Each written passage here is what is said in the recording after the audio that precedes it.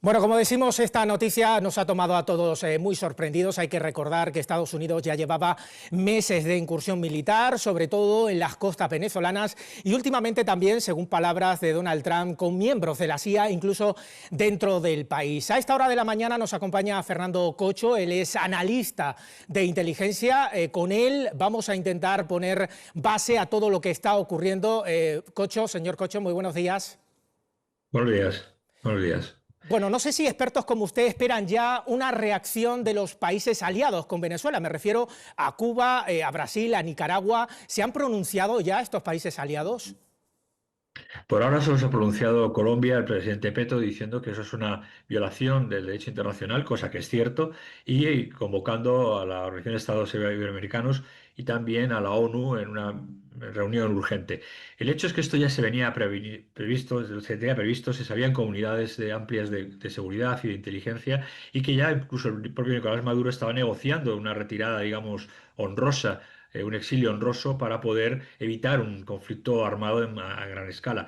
El problema no es ahora Maduro, el problema es toda digamos, la estructura que Maduro tenía y sus seguidores en Venezuela, que controlaban el país de una manera coercitiva, y que ahora vamos a ver si son capaces de no caer en lo que ocurrió en Nicaragua con la contra nicaragüense, con la lucha contra los sandinistas, y evitamos un baño de sangre en Venezuela. Porque Venezuela no es un país fácil de conquistar, es un país que tiene selva, que tiene marisma, que tiene mar, que tiene montaña, es un país muy complicado. Y Donald Trump ya avisó que esto es lo que quería, que o Nicolás Maduro se marchaba por las buenas o se marcharía por las malas para conseguir el ansiado petróleo P50 que tiene Venezuela, con unas reservas mundiales impresionantes, y que Estados Unidos ha determinado que es una estrategia necesaria para seguir teniendo su capacidad económica boyante cuando ahora está en plena recesión y en plena crisis. Por tanto, todo esto ya se sabía, se conocía, solo se sabía, no se sabía la fecha exacta.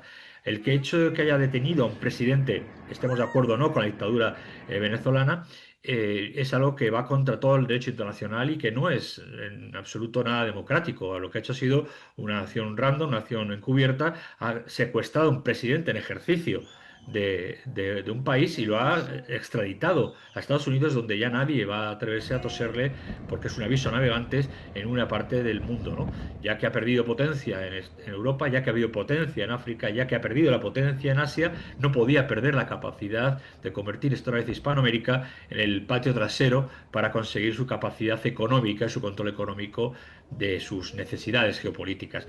Y de eso trata, de cuestiones económicas, de geopolítica, y en el que Estados Unidos ha decidido ya convertirse de nuevo, o dejar de convertirse en una potencia única y dejar de conseguir ser la potencia hegemónica del mundo para seguir mandando, por lo menos en una parte del mundo.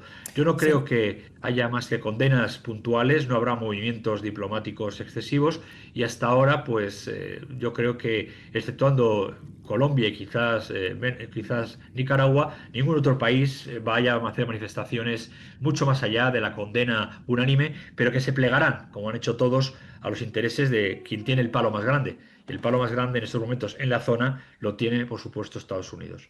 Señor Cocho, habla usted de ese secuestro por parte de Estados Unidos de Nicolás Maduro. Si en las próximas horas esto se confirma, que todo parece ser que sí, no sé si ya está estipulado cómo se va a articular este nuevo gobierno tras la salida de Nicolás Maduro. ¿A quién va a pertenecer, ¿no?, la presidencia del país? ¿Quién tiene que ostentar este cargo ahora?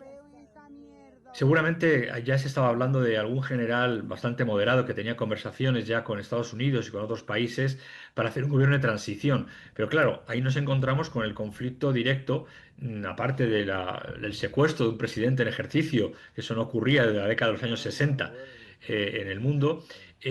Habría que ver si toda la estructura que Nicolás Maduro y la época chavista montaron, de milicias, de gente pagada, de gente subsidiada, va a permitir o no va a permitir la pérdida de poder, o se van a retirar, digamos, de manera pacífica a sus cuarteles de invierno, ¿no? Siendo que la otra parte, la parte de la oposición, cuando llegue, si llega al poder de una manera sometida, evidentemente, a Estados Unidos, pues no cometa también, a su vez, actos de represalia contra los que, por otro lado, han estado oprimiéndoles durante más de 2 décadas. Veremos Oposición, lo que por pasa. El cierto, que hasta problema es... ahora Perdón, señor Fernando, digo oposición, Sí. que hasta ahora no se ha pronunciado, por lo menos lo que sabemos. Le quería preguntar qué papel va a tener ahora personas en la oposición pues tan notables como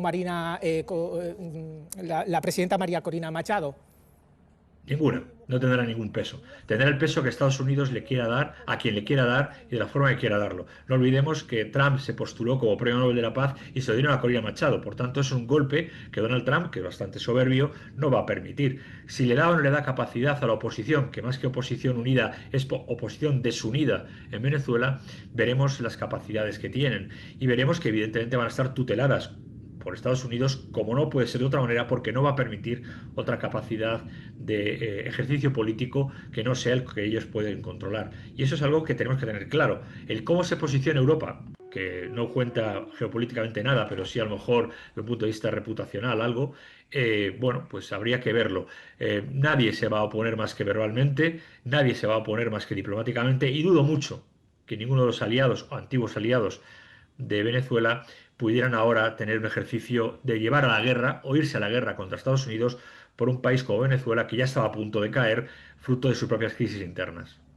Todos estamos esperando esa rueda de prensa de Donald Trump, será a las 11 de la mañana, hora de Florida, pero le pregunto, como experto, ¿qué debemos esperar en las próximas horas? ¿Cuál va a ser el siguiente paso en este escenario poco habitual en Latinoamérica? Muy poco habitual desde la década de los años 60, más o menos 60, 70. ¿Qué podemos esperar? Pues no se sabe, Ah, porque Donald bueno, Trump siempre es un hombre de negocios, es un hombre de espectáculo y nos tendrá puestas en marcha pues una perfecta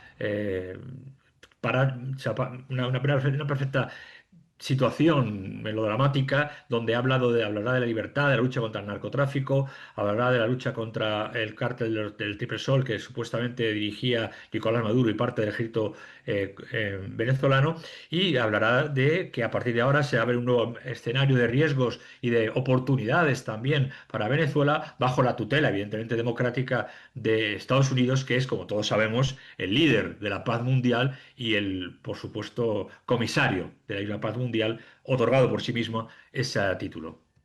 Fernando, muchísimas gracias por acompañarme. Me queda una última pregunta, le pido súper brevedad en esta, porque claro, hablamos de países aliados, no podemos dejar atrás a Rusia, ¿no?, que apoya a Nicolás Maduro. ¿Cuál cree que va a ser su reacción?